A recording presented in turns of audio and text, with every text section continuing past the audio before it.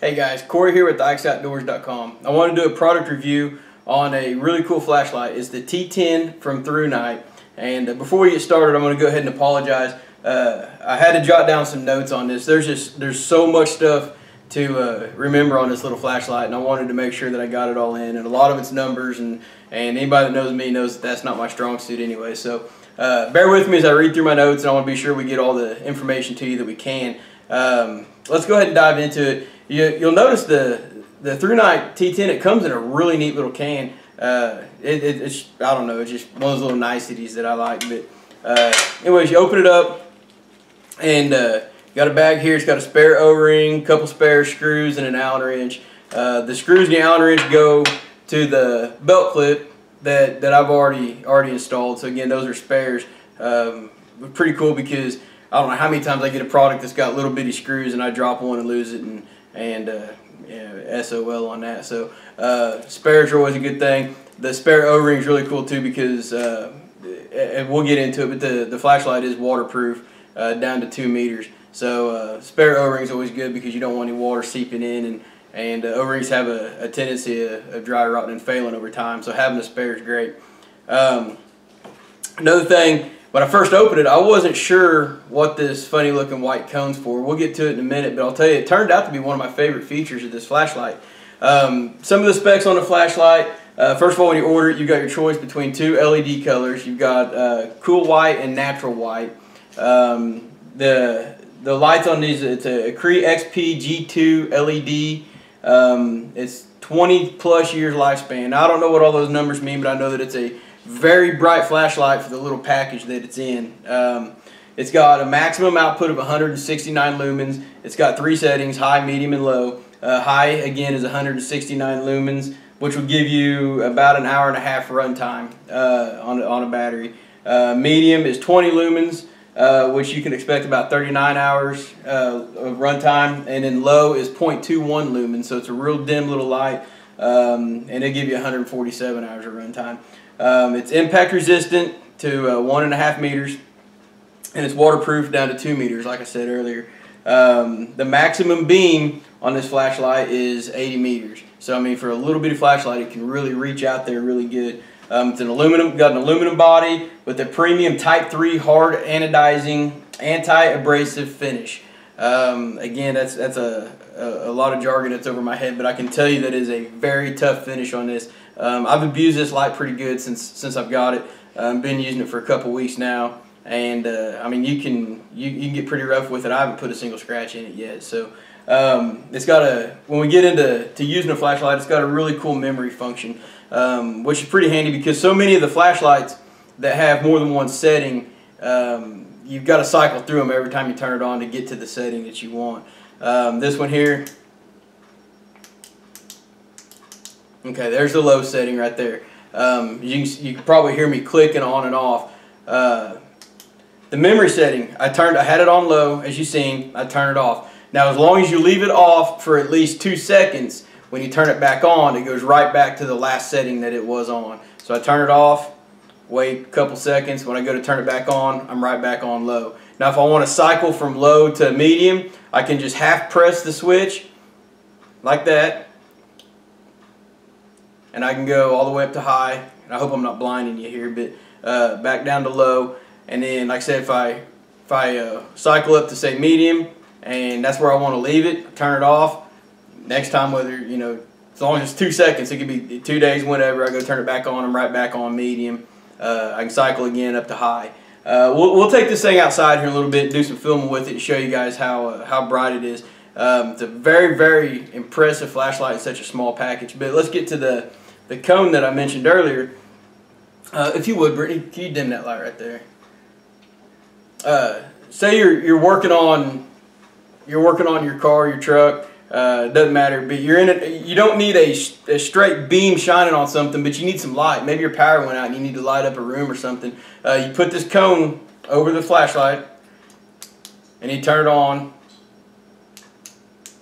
There you go. And I don't know with the lighting in here, I don't know how much you can see, but I took this. I've tested this out in our basement with the lights off. I've tested it out in a couple rooms in the house that don't have windows in them. and it'll light up a whole room. I mean, our basement's pretty big, and it lit up half the basement real easy. So if you're in a pinch and you need a, you can turn that light back on, please. If you're in a pinch and you need a kind of a candle, which I guess that's what they refer to this as a candle. This does the job, and it doesn't put off any heat. It's a lot safer if you're working around, anything that, a lot of times you use candles in places and you're really hoping that you don't start a fire with them.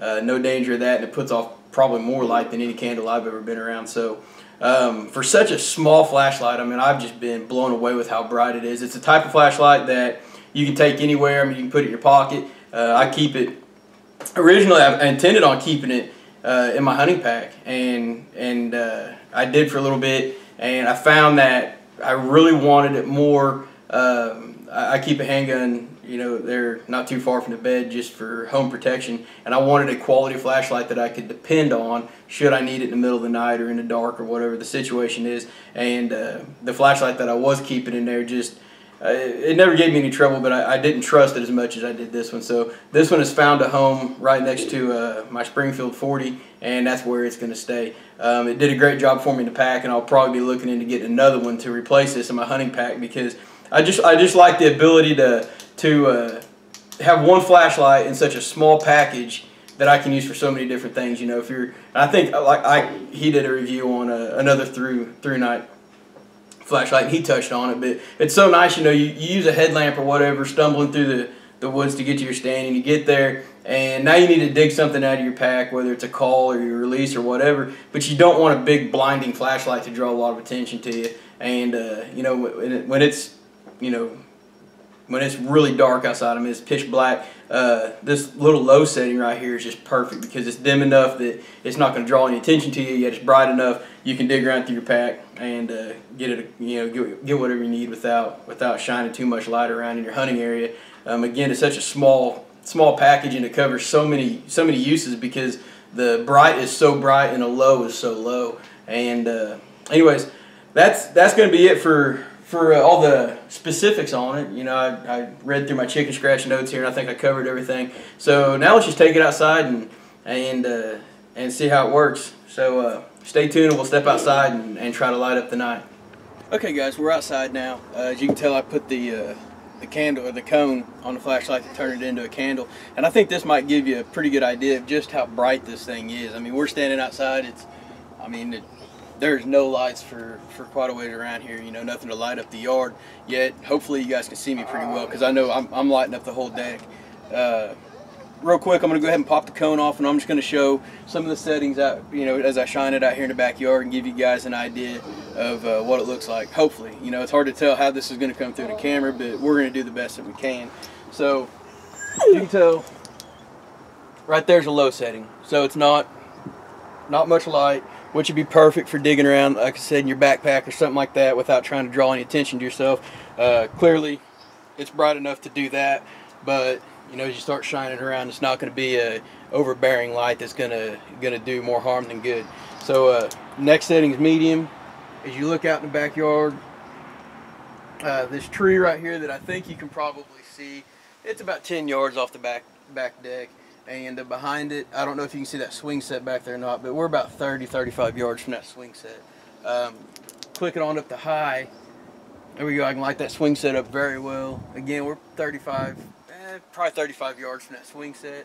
I can light up the backyard pretty dang well. There's a fence back there. We're about 75-80 yards, I'm going to say, from the back fence, and I'm lighting up that fence row, again, with a AA flashlight, which is just unbelievably impressive. I mean, I'm sitting here lighting up the whole backyard, and an outstanding amount of power coming out of such a small little flashlight. So Brittany, if you want to step over here, I'm going to go ahead. I got a little bucket of water here. Like I said, this thing's waterproof to I believe it said 2 meters. Clearly we don't have 2 meters worth of water in this bucket, but it will give you an idea. So I go ahead and drop it in there. As Ike mentioned in his Thrunite review, I mean, you see no bubbles coming out of the flashlight, which tells you there was that bubble you seen right there was actually trapped under the flashlight from where it hit. But as you can tell by looking, you don't have air leaking into the flashlight or anything like that. Just a watertight seal, which is exactly what you want. Pull it out, shake it off, still works. Shake it off, like that Taylor Swift.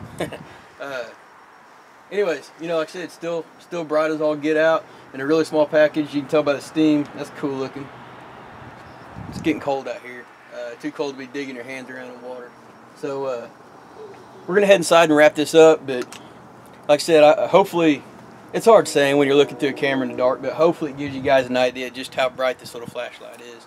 But like I said, we're gonna step inside now and we'll wrap this up. All right, guys, we're back inside.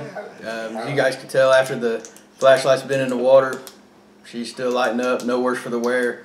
Again, I mean, waterproof to 2 meters, impact resistant to 1.5 meters, incredibly bright, runs on a AA battery, just a really impressive flashlight in a really small package. So that about wraps up the review on the Thrunite T10, but if you guys are looking for a great all-around flashlight that's small enough you can take it anywhere, put it anywhere, and yet bright enough to do several jobs whenever you need it, and something that's durable and you can rely on, I urge you to give the Thrunite T10 a look. I don't think you guys will be disappointed. It's even a candle. So anyways, that's it for this video. And for more product reviews, how-to videos, everything else, check us out over there at ikesoutdoors.com. Thanks.